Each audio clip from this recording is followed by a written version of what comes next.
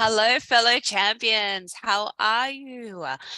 Welcome to another episode of Space for Change. Now, if you are new to us, I want to formally welcome you to our global community of change practitioners, change leaders, change incredible experts. And if you're here again, thank you and welcome back. This is our second year of going through Space for Change. And this, again, is just a beautiful community of like-minded people who believe in human-centered approaches to change management and knowledge building as a community. I'm Christina Herrera, and I'm so glad to welcome you today.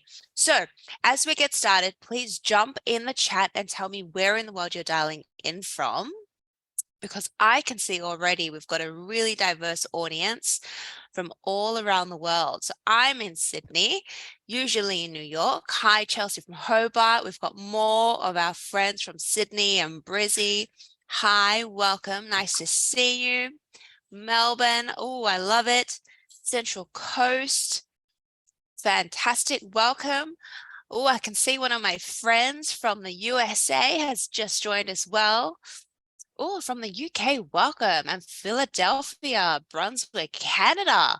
Fantastic. Welcome. Oh, I'm loving this diverse audience. Thank you so much for waking up early or staying up late to join us. This is what community building is all about. Hi, Megan. Nice to see you. Welcome, everyone. So guys, we've got an incredible panel here today. Today, we're going to be talking about change champions. Why do we need them? Now, this is a multidimensional discussion, and we say that with intention. We've got multiple perspectives with multiple backgrounds and experience here with you today. Obviously, there is me, Christina Herrera, and Andrew, the illustrious Andrew Buto, who we all love. And then we've got our special guests as well, Ali J and Ali U. So we've got two Alis, and we've got the wonderful as well, Karen. So welcome. So we're going to kick off by handing over to Andrew. Amazing. Thanks, Christina. Hey. Good morning, good evening, good afternoon, wherever in the universe you are dialing in from. Superb seeing everybody dial in globally for our final Space for Change for 2022 before we kick off and do it all over again next year. So before we jump in, obviously we want to hear from you, the community. Obviously our community, our LinkedIn group, everyone voted for this topic. It's had such a lot of interest just by judging about the amount of people who've registered for this today, and people are still coming in. So I'd love it if you can reflect on your most recent change experience, whether you're in change, whether you were receiving change, and what is one challenge that you find when it comes to championing change? So jump into the chat, let us know one of the challenges that's quite a big one for you, a proverbial pain in your buttocks maybe, when it comes to championing change, and I'll read through some. Donay says buy-in from a diverse audience. Gilbert said, in it right now, very low maturity and understanding of what it means to champion. Love that. Thank you, Gilbert, and so good to see you. What other challenges? What is obvious to some is not obvious to all. Andrew, thank you so much. In change, sometimes I know in Earth to Mars, we've done this so many times, but when we come into new clients, they're not used to scaling using champions.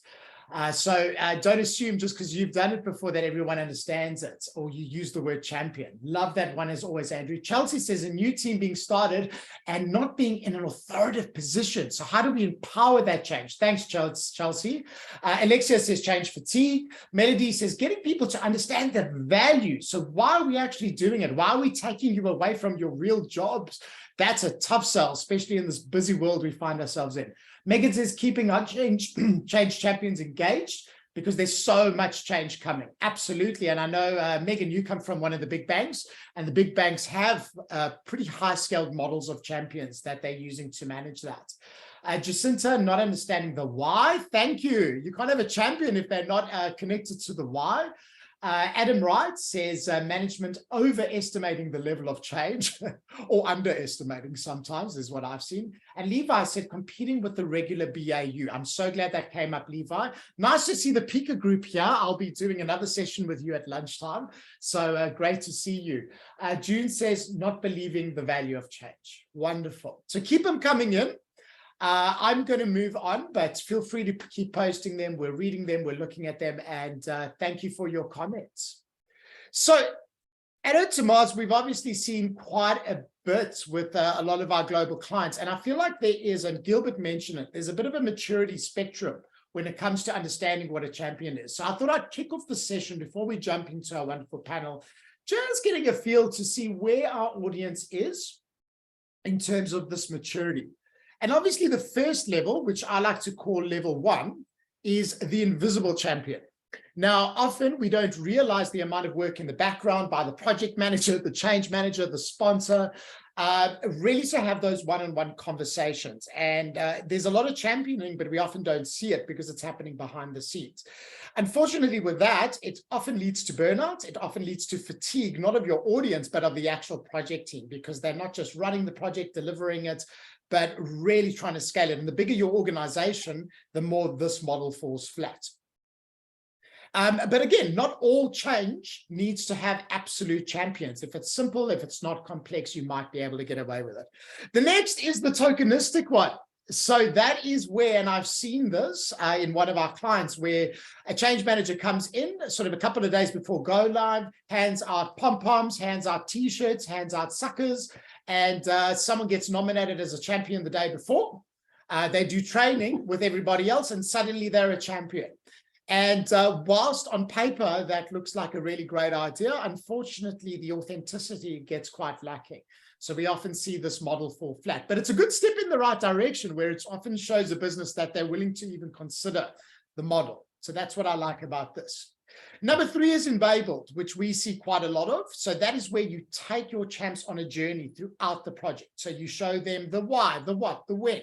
You involve them in process mapping and future design of that process. You give them system demos. You involve them in your agile replays and agile playbacks in terms of getting them up. You involve them in the review of training content and comms content, and you meet with them regularly so that they're still working on their BAU, but they're tapping in and tapping out of the project. And this is a really good one to scale. But again, a lot of the challenges are, well, how do you make it enticing and engaging enough so that there is that balance with BAU?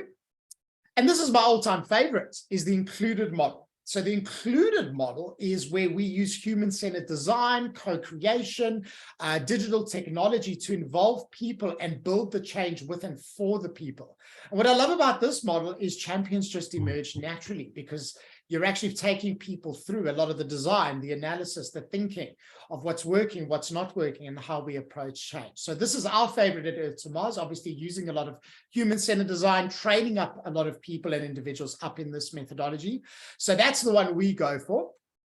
And then the one we're starting to see quite a lot of is very similar to an HRBP model, or a business partnering model.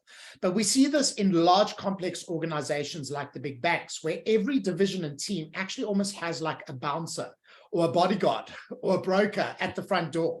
And we call it the front door of change. So they're people from the business that actually look at the whole portfolio of change hitting the business, and they almost become like traffic conductors or bouncers and say how many people can get let in, how many can't, which change we do when, and they have a lot more power to then say what change comes first, second, and third, if at all.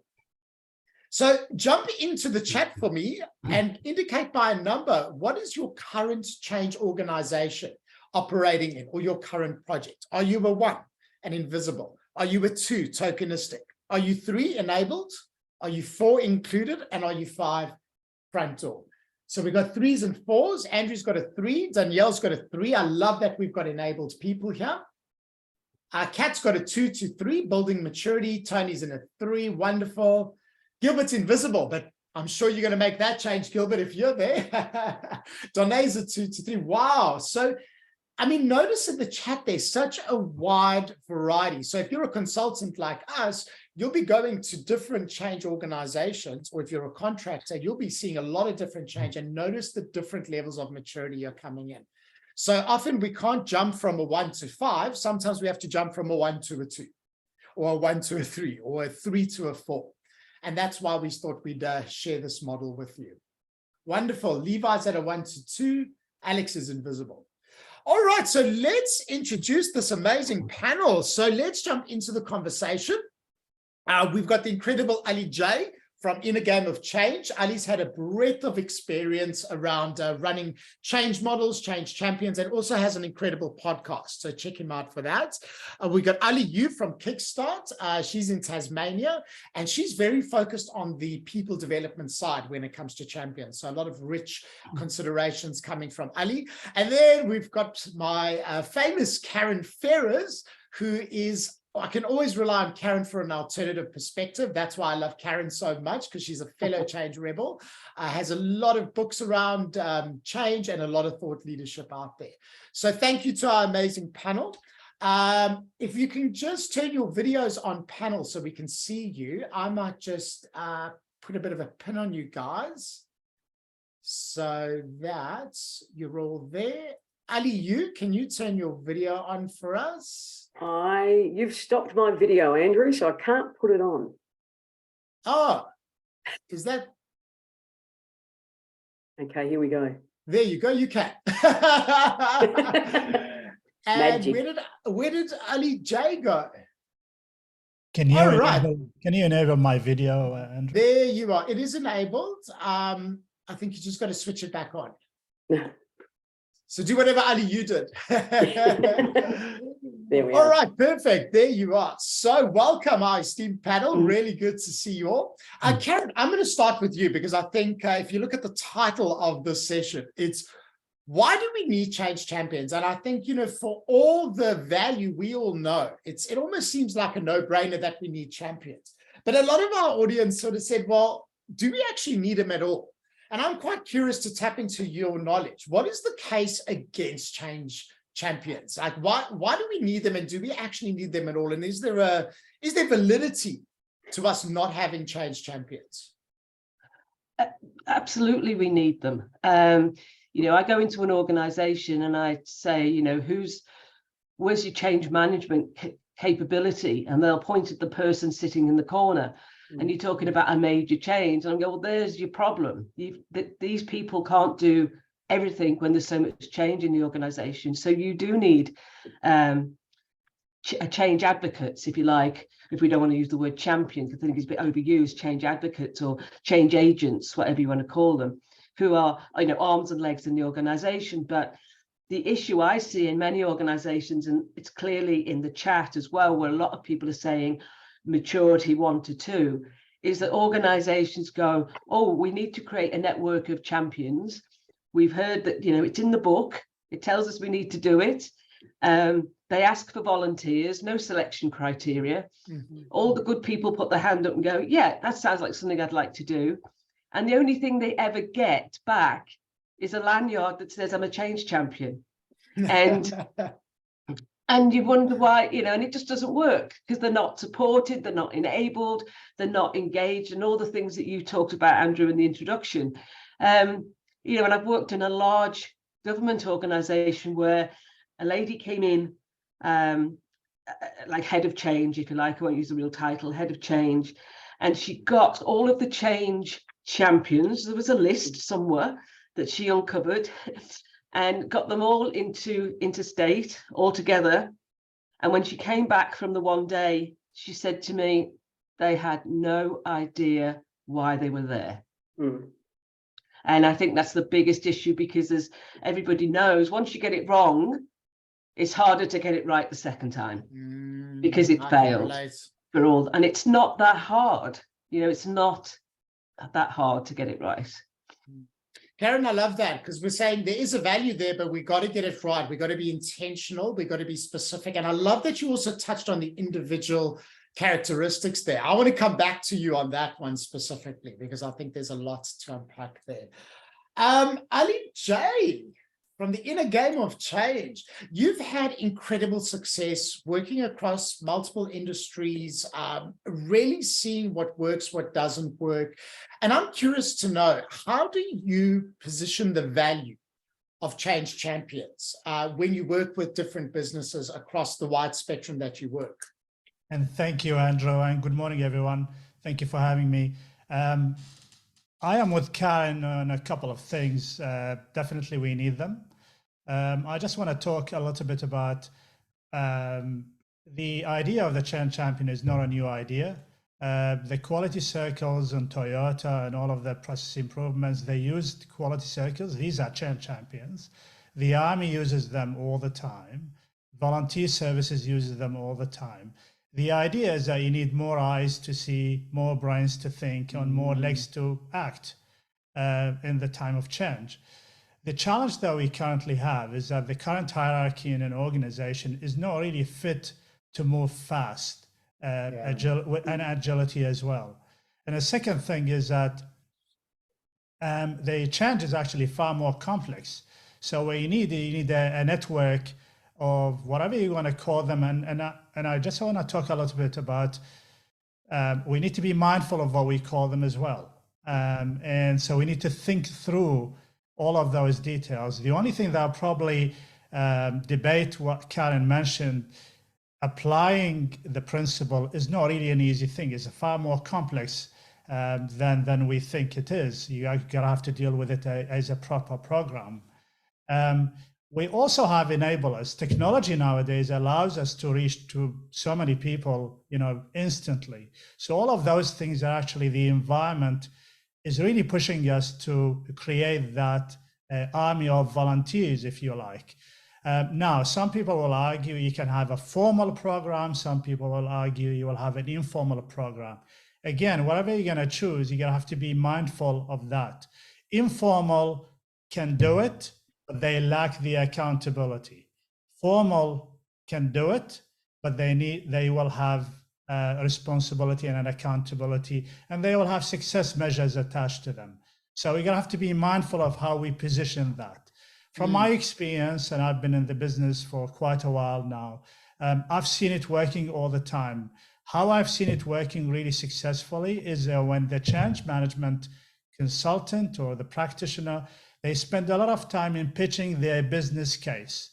And that is not an easy thing. So just going to a manager saying, I need a number of people, that's not going to cut it. A business is run on cost and resources. And so you're coming in there and actually asking for resources to be doing more than they're supposed to be doing.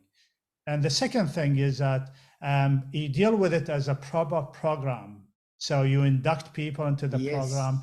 And the last piece I want to mention is really critical. You're going to have to get the sponsors, introduce the program to the organization. You can do all the legwork, but the business would need, similar to a normal change, the business would need to drive it. So the idea is not a rogue idea, is not an Ali Juma idea or a consultant or a change manager. Is actually, I believe, from the management that the existing hierarchy is not really fit to move fast and agile. The existing hierarchy in an organization has got one job, is to keep the system stable. And that is not really fit for how we want to manage change in the workplace. So from my experience, and what worked for me, is if I pay attention to it and deal with it as a business case, and pitch it to the right people, and also raise your hand and be responsible about the results, because you need to articulate the return on investment of taking people off their normal jobs. Ali, I love that you touched on so many things there. I want to have a side conversation about the disconnect between traditional hierarchies and how we're running change and projects, especially in technology. But I love that it's a business case. The accountant brain in me is going cost versus benefit. You can't just come and demand champions. We've really got to be clear on what is that value and benefit, and what is the cost in terms of their time. And if we don't have a compelling case of more value or more benefit to cost, it becomes really, really difficult. So love the approach you've taken there. Let's move on to Ali. Good to see you. Ali, before we get into what makes a good change champion, what makes a bit of a flop of an individual champion, I think, just listening to Ali J, there's obviously a lot to consider before we even go into nominating change champions, right? Absolutely. I'm looking to know from you, what are some of the considerations you have flagged for yourself when going in and deciding you're going to create this champion network to scale change? Thank you. Thanks, Andrew. And good morning, everyone from downtown, sunny northwest Tasmania. Good to be here with you. There's a lot of great points I just want to just expand on in 8 questions that I want to give you. And I'm going to give you a slide deck afterwards that I'll send to Hugo to send out to you. And these are 8 questions that you can use when you're wanting to identify change champions, but also questions that will create value and help you build a business case. So I'm going to go through these relatively quickly, but you will get a copy of these afterwards, so panic not. So the first question, if we're going to really consider and design this business case, is actually creating, and Karen mentioned this right at the beginning, a selection criteria. So really think about it, right? Like Karen said, don't just pick Sue in finance because Sue's got a great relationship with people. Think about the selection criteria that you want to fulfill that role. That then links into question 2, which is, what is the criteria so that it's a fair and reasonable process, right? So you've got to think ahead of time. If I'm questioned on why I've chosen that person, am I going to be able to answer that in a way that's actually backed by real evidence? Question number 3 around, if you want to add value, that you really got to think about is, what are the expectations in terms of outcome and impact? And this comes back to the cost versus benefit. If I'm going to build a business case, I've got to be able to say, this is what is going to happen, or this is what we foresee will happen if we do this. So outcomes, impact, and timeframes against it too, right? Like everything's time limited. So what would be some of the timeframes to be able to deliver on outcomes and impact? And this is not just for the people who are controlling the finances. This is for the people that you want to recruit, right? If they're going to take on extra work, or it's going to change their workplace reality, well, what is the benefit to them as well too, right? So these questions have multiple value across different stakeholders. Number 4 is interesting, and people don't tend to think about this, but what's the emotional value proposition? So that really is looking and drilling down into what is going to look and feel different after we put this change champion into the business. We don't tend to think about that. We tend to think about those hard, and fast metrics that are easy to measure, but what about the changes in behaviours and actions and language, right, that we're using in the workplace? So what's going to be different? Now, number 5 is going to be interesting. We pick these change champions, they're ticking all the boxes, but there's skill gaps in certain areas. If there is, what are we going to do? So number 6 is really, if there are skill gaps in this skill set of this change champion, and they have nearly everything that we'll need, but there's a couple of gaps to be able to deliver the full promise, are you going to be willing to invest the time and money to be able to fulfill those gaps as a business, or are you wanting a very quick and dirty fix? So think about that as well, because as Karen said, you need to think about the investment, the support. You'll see later on when I come back to maintaining excitement and connection, you are really almost, well, you're having to redesign elements of the business to be able to do this well and actually get that value and impact. Nearly there. 2 more questions. Number 7, is it a formal or informal arrangement? Like Ali said, both have their value and have benefits, but be really clear on whether or not it's informal and you just get together every now and then and you just want to get a sort of feel for what's happening out across the organisation, or is it more formal where there is going to be very hard and fast measures of accountability at certain milestones, very different reality and very different type of support that needs to be there. And question 8, if you want to create value and impact, that you've got to think about is, what's the style of communication and engagement that you're going to actually have? And this is about coming back to identifying what the purpose and the intent's going to be. So if you do get together, how often are you getting together? What sort of style? What's the method of communicating and engagement? Are you wanting insights, feedback, data, general feel? So really being able to think about that before you go forward is going to be critical. And actually building a very, very robust business case as well too. So they're my 8 questions that I always would think about before going through this process, and that I encourage our clients to really delve into and be very, very specific and not surface level.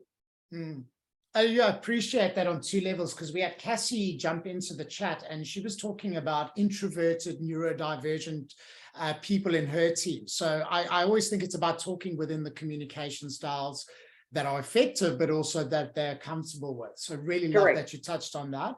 And also it's a case for involving change earlier. I know every time that I'm involved in the strategy side and co-creating that strategy with diverse stakeholders, I'm able to then come in and put a case for backfilling of champions. So it's a lot easier for me to sell the value of those change champions if we're doing it in strategy, as opposed to us coming in at the end and they're expecting us to just It's not bolted on. Correct. Yes. Andrew, what I would want to say just before I be quiet for a moment and take a sip of water. I love it. This You day talk I as can much as talk. me. Come on. But no, this is really about using these questions to scope up a quality, engaging, interesting onboarding experience, which Ali Juma talked about before. Not, actually getting people early on and buying into it as well too. So that, as I said, people like surprises, but not in business. 100%. So we don't want to bolt them on with a surprise. I see Karen's put it in there. We want it embedded, not bolted. That's a really some nice language to explain the value there of champions over there. Karen, I'm going to loop back to you. Let's get into it. So can we paint a picture? Because, Ali's obviously mentioned selection criteria. Let's paint a picture in your view of what makes a really great champion that is up for nomination, the criteria we should be looking for. And also let's paint a picture of maybe the things we need to avoid when it comes to selecting change champions. Yeah, absolutely. I think the first thing we need to do is, have a look at the organization. What is its capacity for change? What's its current capability? How mature is it? Because that will drive your selection criteria. If the organization loves change and it's ready to adapt, then the change champion you choose may have different attributes to the one who's in a very change resistant organization. But generally, your change advocates or champions need to be exactly that, advocates for constant change. That, change will be unexpected, change will be disruptive, change will be uncomfortable, and they embrace that reality, and that's the language they talk. Good communication and listening skills, and we say that all the time, and it's probably the skill that's most lacking because we just don't get it right. Communication, it needs to be a conversation, and that's the piece that's often missing. It's often one-way communication about a change, so we need good communicators and people who are going to really listen to what the organization is saying, what's the the noise that's going on, and what does that mean. They need to be strong networkers and collaborators. They need to be able to influence through communication and action. They need to be operating with empathy and understanding that everybody's experience is different. There is no one size fits all to this. Some people will embrace change A and resist change B because of what's important to them, and the next person will do the opposite. So we need to work with that complexity that is people, really. Good facilitation skills. They need to be resilient characters, have tenacity just to keep going, and don't see setbacks as failure, but setbacks as learning opportunities and bounce forward from those. They probably need to be people in the organization that have respect from other people that will listen to them. They need to be authentic. They need to talk about it as it is. Warts and all, people will see as soon as you start to do the whitewash, people see through it, and you just lose all respect, and it becomes worthless. Open to feedback, again, good and bad. What feedback you're getting, even though it might not reflect what's actually going on, is that person's reality. That's what their reality is. So we need to make sure we hear that feedback. I'm not afraid to take risks, being a positive outlook, and being value driven, standing by the value. So there's some, you had problem solving skills and emotional intelligence, project management, you can go on with the list. But one of the things I wouldn't omit is if you have somebody who's known to be a bit of a change resistor, not for any valid reason, it's just the nature of them. If you can get them on board as a change champion, that is a massive, massive win, because people go, oh, look, Andrew's supporting this change. He's been pushing back forever. This, there must be something in this. We need to listen to Andrew. What's he saying? So if you can win people around who traditionally have sort of pushed back, then that can be a real win in your change network, if you like, or your change champions. Love that. And I agree with you. It's often, we want to avoid just the person who's on the bench, unless they've got some of those traits. And that's what I often see a lot of organizations fall into, that sort of dark hole is, this person's on the bench, they're not busy, they can be a champion. Let's give them something, or they've got performance issues. Whereas, look, it's always great to have it, but I do like people who can be direct and honest. For me, those make the best champions, because if they're resisting, they're giving you that change feedback. They're giving you that change data of what their teams might experience and the thinking, where you can then work with them to address that. So I absolutely love that you mentioned it. Thank you, Karen. Let's move to Ali. Ali, so we've nominated them. We've got them. They're onboarded. And often projects they can be a couple of weeks, they can be a couple of months, sometimes they can be a few years. How do we keep the momentum in your experience? What do we see to keep champions energized, engaged? How often do we need to engage them? Yeah.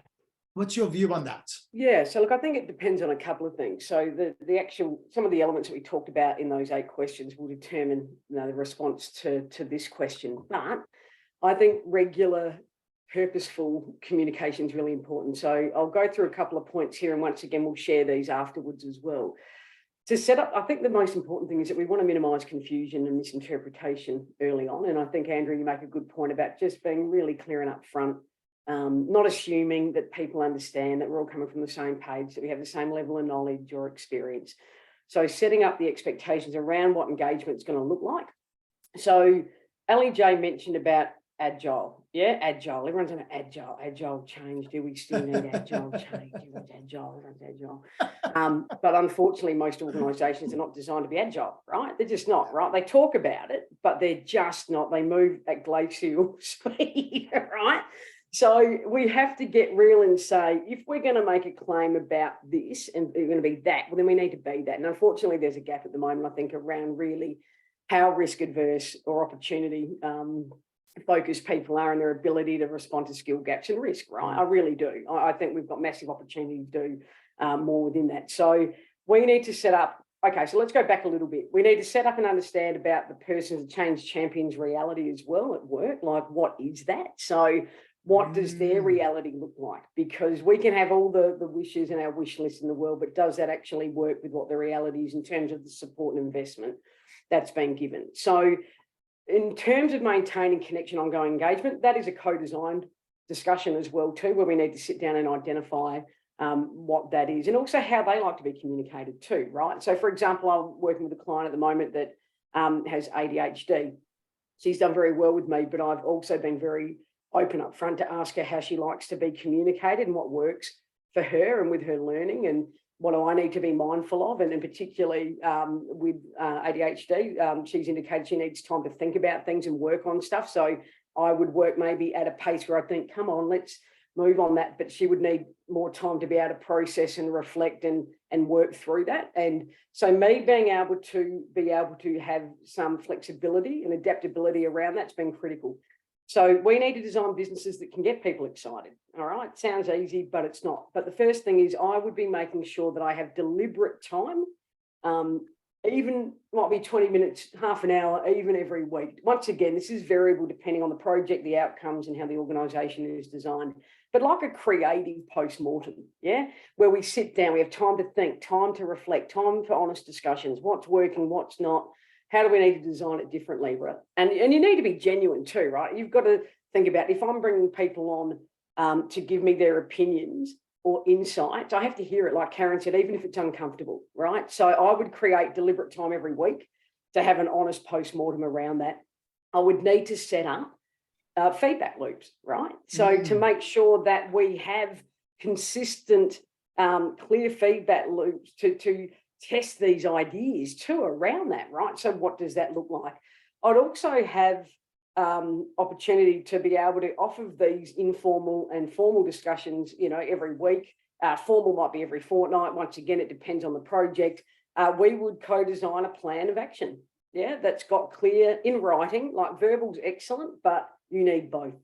We would co-design actions and responsibilities, and we would review them, and things will fall off the list and things will add to the list, but it will be a evolving plan of attack that the change champion is incredibly involved in creating together. And we will update that plan in real time. And the change champion will also be responsible for going back, as I would be, for trialing things, right? You've got to do things. You can't talk, it can't be a talk fest. And basically what we will do over time is that we co-design a movable living plan that the change champion comes back and reports on. And as Karen said, good, bad and ugly. And that's how I've been able to maintain that over, you know, a long, long period of time as well, is making sure that we've got clear intent. And we talk about, you know, like I said, a very diverse range of topics. And as I said, you respect them and you trust them, and you make sure that when you're getting data or insights or feedback, that you are using it wherever you can. If you can't use it, you explain why. But you push for it, and you need to, as I said, if you don't trust each other, you haven't got a shot. So for me, it's about designing organisations that truly allow people to think. And that might sound a silly comment, but we don't. We don't allow people space to think. So space for change, that's good, but you need to think first. So that is how I have been able to maintain not only long-term outcome, but also connection and wanting to be there. Love that. And I love the feedback loop. That's really something that stood out for me, and a genuine, authentic feedback loop. So if you're taking on their feedback, you've almost got to demonstrate how you've used that and keeping that. Correct. And evidence. So simple. I have to do a report card back too, right? I have to report back into the change champions. So it's not just dump and do. It's reciprocal, right? Every player wins a prize, as I like to say. Love that. Love that. I'm just checking in the chat. I see Larissa Mulad has put such an interesting point there while you were talking, Ali. She said that, and I've had the privilege of working quite closely with Larissa. So good to see you, Larissa. She said that her change champions were identified as potential future leaders, and the involvement in the project was sold to them as part of their development. Isn't that incredible how you can link leadership development along with seeing a change or a project as an opportunity for them to lead, and through your change champion network, develop it. So I think that's an absolutely fantastic point. Thank you, Larissa. Ali J, let's loop back to you. I would love, and I know our audience is very keen to sort of talk about models, frameworks, of change champions across the different businesses. What have you seen across industry, cross organization, in terms of the different shapes and forms change networks can take? Yes, thank you, Andrew. And I think just Karen mentioned what's in it for me for the change champions, really valid point in there, because they invested their time. So I just wanted to sort of highlight that particular comment from Karen. Look, my experience has been in the distributed networks and also smaller organizations. So when we pitch our business case for change champions, we're going to have to be mindful of what industry we're in, the size of the organizations, the maturity of the organizations as well. What I find always works is distributed network industries, meaning I've worked in retail, big retailers in Australia, and it's 99% of the time works. And in fact, they're actually encouraged by the management of those organizations. I also worked in an industry of home care, about 5,000 home carers that go to people's houses and help, change champions, and managing change works in this in this sort of setup. What I don't find it work sometimes is, acquisitions and mergers, because you can't share a lot of information with the change champions. So you can create them, but unfortunately, there's a level of confidentiality around the information that you can't really share with the network. So it may work in certain situations, but it'll be a clunky way of actually managing it. So that's one. The industries, you're going to have to be mindful of that. And if you are in an industry that is distributed workforce, I think they can really work for you. Because a project team is usually a small team and they're not going to be able to manage that. Relying on the middle management is going to give you a substandard outcome at the end of the day. And just remember, why we need a network is actually to help move the change faster and a maximum level of adoption. But we also should not forget that we are building an organizational capability by helping this network grow within the organization. So that's what I think Karen was talking about in her comment. What I also find working all the time is that if you deal with it holistically as a program and you as a practitioner invest in it, because remember, if you create a network of champions and then you've got your normal job to manage the change yourself, you're going to have to find time, as Ali Uren mentioned already. Do you meet with them on a regular basis? Because you need to coach them. The other bit that I found really works as part of a framework is that they never report to you as a network. They report to their existing hierarchy. And that's really important because they are responsible towards their managers and the organization. What you can do, you can facilitate and grow their capabilities. And the last piece I want to mention is that you as a change practitioner, you would need to have a good depth of experience to be able to share that knowledge with the network. So if you don't have anything to add as in value to the network, it will be a substandard outcome in there. Talking to them about the actual process change, whatever that is not going to cut it. I think Ali Uren mentioned really something important around can you influence their capability? Can you influence their behaviors? And also you're going to have to share with them what really change management is and what their role is. So these are all additional responsibilities on you as a practitioner.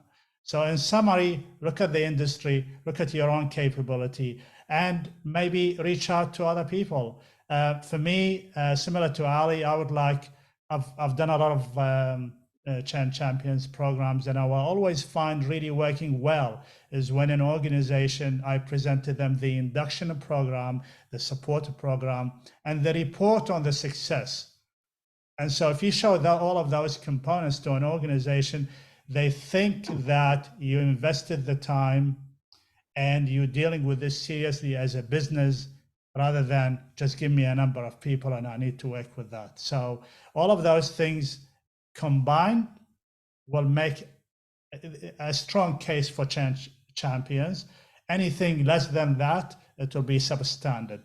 But the good news is that the moment you create a precedent and they like it and you articulate the return on investment, meaning you actually say, as a result of the work from the change champions, our adoption has moved faster. Can you articulate that? If the case is yes, then next time you ask for change champions, you've already got a positive precedent in there. Oh my God, that's music to my ears. And that's it. That's exactly what we do is we have those change champion initiatives. We then scale it and distribute it to the workforce, and then we measure. So we show before the change, what is the level of awareness? What's the level of buy-in? What's the level of capability and knowledge? And we show those results going from a baseline and going up. So I think the more we measure and the more we link it to the ultimate business case and operational metrics, which can be hard to do because often those only change after the project, it really gives a good case. So measure everything is what Absolutely. I always tell people that I train up in change. And Andrew, can I just say something quickly regarding that too? It's important that we get runs on the board very early on to engage people as well too. So I'd be setting some metrics quite early on and thinking about where we want to just set those up and the milestones throughout the project. And the earlier, the better, just to even, because it's incremental, right? Like you have to build the knowledge, the confidence through that experimentation. So if we can get runs on the board early and have some celebration around that, we're going to see that's also going to be incredibly important to propel us moving forward. We don't want to be waiting 2 months, 3 months to lay rubber on the road. So when you're setting your milestones in that, I would just say, think incrementally, building blocks around that.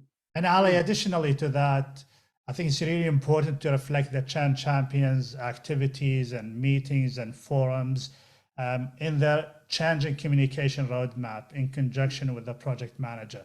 So it's visible, and therefore when it's visible, you're actually accountable on reporting on that. So that's another way to embed the change. And as I mentioned, Andrew, as a gesture to our audience today, I'm happy to share some samples of the induction programs that I've done in the past. Cool. Thank you for that. If you are interested in metrics, we did run a Space for Change a couple of months ago. If you go to either our YouTube channel or website, we've got a Space for Change section, all on return on investment. And a lot of that says we've got to have that data collection plan sorted upfront, so that we can actually measure things like engagement, things like learning and development, things like what do we then measure after the project. So have a look at that. That's always a good one to check out. And if not, jump into the LinkedIn group and also share what metrics have worked for you. Karen, let's chat models. What have you seen in terms of models of a company's actually applying this and making this come alive in practice? Yeah, absolutely. Thank you, Andrew. And I couldn't agree more with what Ali and Ali have said. It's all absolutely great advice. I'd like to, if I have your permission, just share a screen. Continue. Okay. Hopefully everyone can see what I've called there the winning coalition.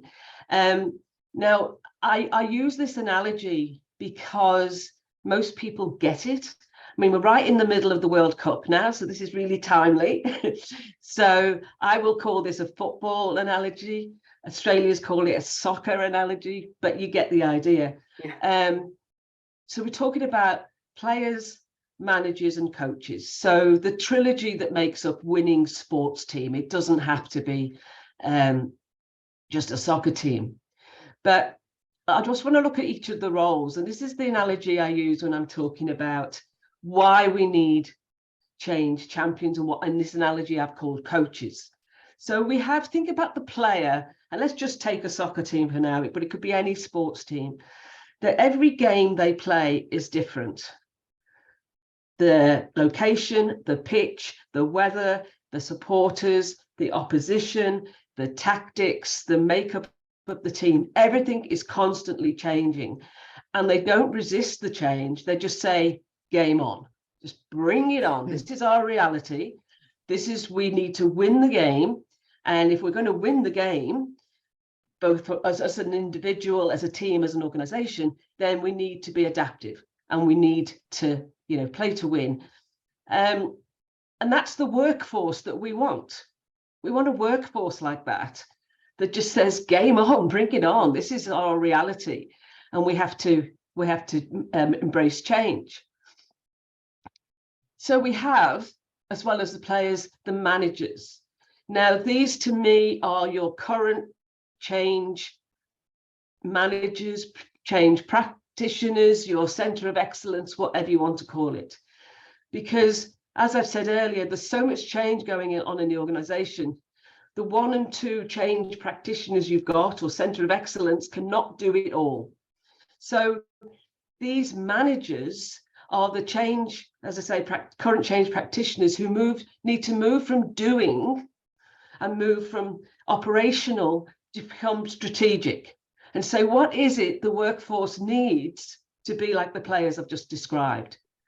What training, development, education, support, mentoring, coaching, what do they need to become that winning team? So the manager is setting strategy for change across every level of the organization.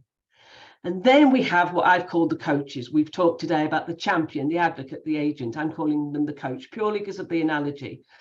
And these are the people on the ground doing the operational stuff for all of the change that's going on in the organization, taking advice from the managers, feeding back that feedback loop, feeding back what's working, what's not working, what do the players need? What training do they need? What support do they need? We don't just put them on the pitch and say, play the game.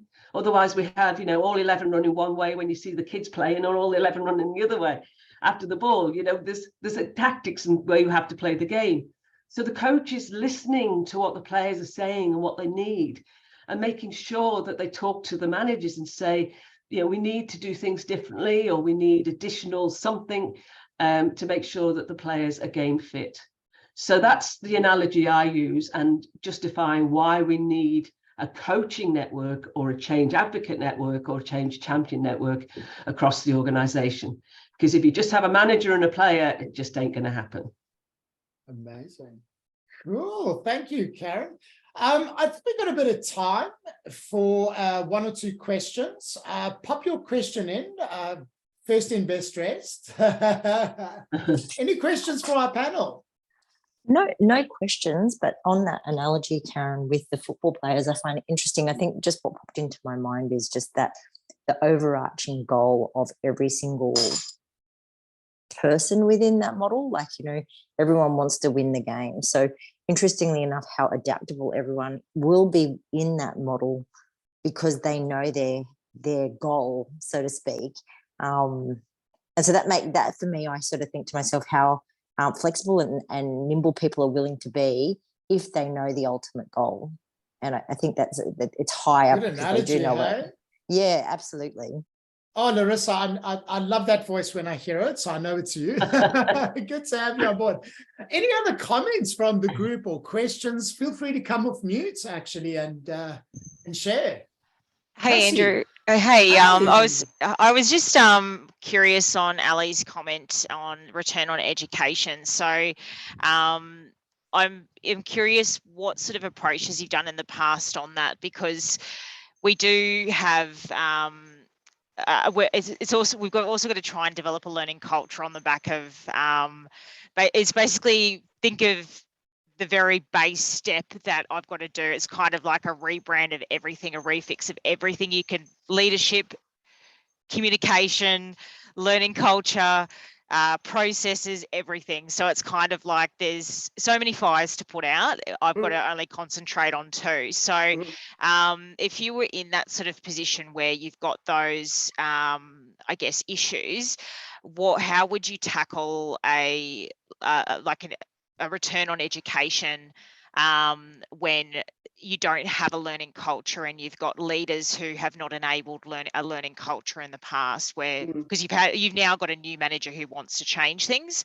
Yep. But it's very much step one. Yeah, no, absolutely. Look, Andrew, I don't know how long I've got. Cassie, I'm happy to share some intel. It's a big question, but I think we just have to come back, and I know we've opened up a can of worms here because we're really asking you all to look at your learning and development reality at the moment. So I think just coming right back to the beginning, the ones that are making the decisions and hold the income need to understand the actual financial and wellbeing benefit of learning and development. So if people have never been in that space, they won't understand it. So firstly, we need to build a case study for proper learning and development and what that means, not only from the bottom line, but from a brand, wellbeing, innovative. I could go on all day. It's what I've done for the last 7-8 years. But the benefit of that, if I can get that buy-in and get people to start to think about it and go, okay, that's interesting, I'm curious to learn more. There's no point looking at the branding comms piece until the process and the system's right. So I'd be really looking at getting the process, not sexy, it's not marketing and nice stuff, but it will determine the outcome. Once you can get buy-in, I would then start to sit down and say, and one question I'll give you that will really help you start to do this is, what does the organisation wish to become in the next 2 years? What will it become with what it has? If you can determine in one, not easy, but in one sentence, what will it become? That then starts to help you. And I won't take, we haven't got a lot of time, but Cassie, reach out to me and I'm happy to share what's in my head and what has worked consistently and some of the pitfalls. I'm happy to share that. But get your process and systems right. What does it mean to have a learning culture? Define that. Yeah. But yeah, absolutely. What do we want to become? Okay, if that's what we want to become, what does that require in terms of resource cultures? There's never one culture, multiple cultures, all fighting with one another. But yeah, the process and the system design and getting that end-to-end life cycle correct, start understanding what that looks like. I know I could go on, I'll be quiet, but start there. And hopefully those two areas, what do we become? What process and flow will get us there? But I'm always happy to share what's in my head. Yeah, thanks, Ali. Yeah, it's interesting. It's yeah, lots of fires to put out, but that is a good one. It's and that's currently being built at the moment.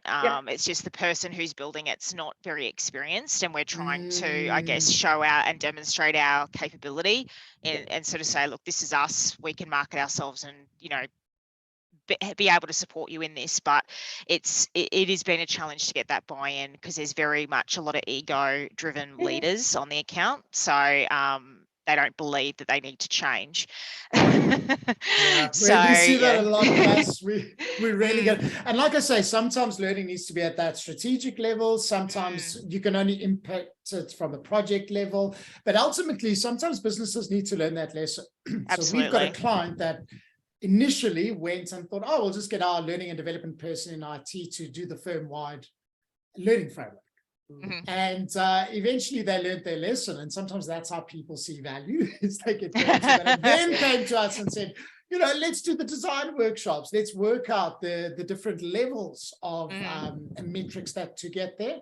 But I always say, I follow a bit of a Josh Bersin approach with this kind of stuff, is build it to problems that you're currently facing, as well as where you want to go to. So I love that.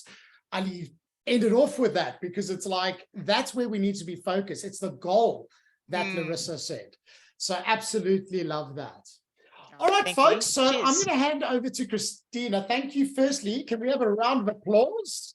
Turn your video on, come off mute, so that you can just show your love and appreciation for this incredible panel. Thank you so much. And Christina, over to you to finish us off with a bit of a reflection.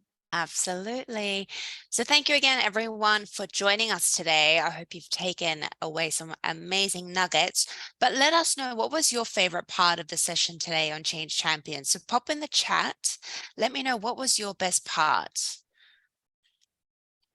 I think one of the things that I love about this part of the webinar is that I get to learn what you walk away with. And people always walk away with different things, other things. Some things are more sticky than others, or some things are more relevant based on what's happening on your projects with your clients. Cassie has said here, it's not just a dump and do. I love that too. I love that. That's going to be memorable. Chelsea, hey girl, the knowledge and experience of all the facilitators and their incredibly practical recommendations. Yes, spot on.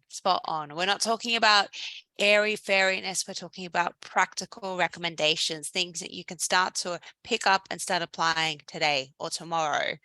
So all of it. But the 8 steps from Ali Yu, hell yeah. That's amazing. The business case for creating champions network. Yes. The 4 levels of change champions. Yes. Love the question. Where does the organization want to become? The questions are coming up again. The soccer analogy.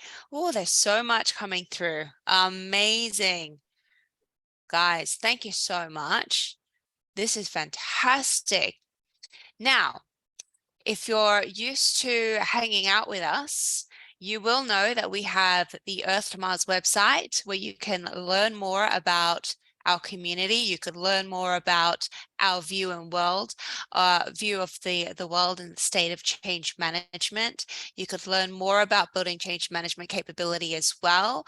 That's a part that I also get involved in.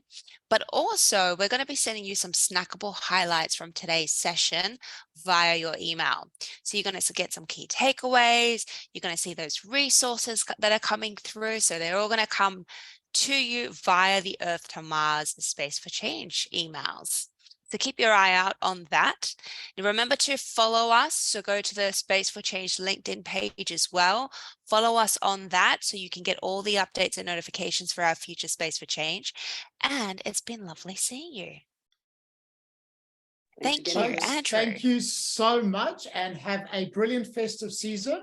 And yeah, like Christina said, Hugo's put the link for the Space for Change LinkedIn group, and we will get back on deck probably February, March next year with the next season of Space for Change. Folks, thank you very much and have an interstellar time over the next couple of months as we go into silly season. Take care all. Enjoy.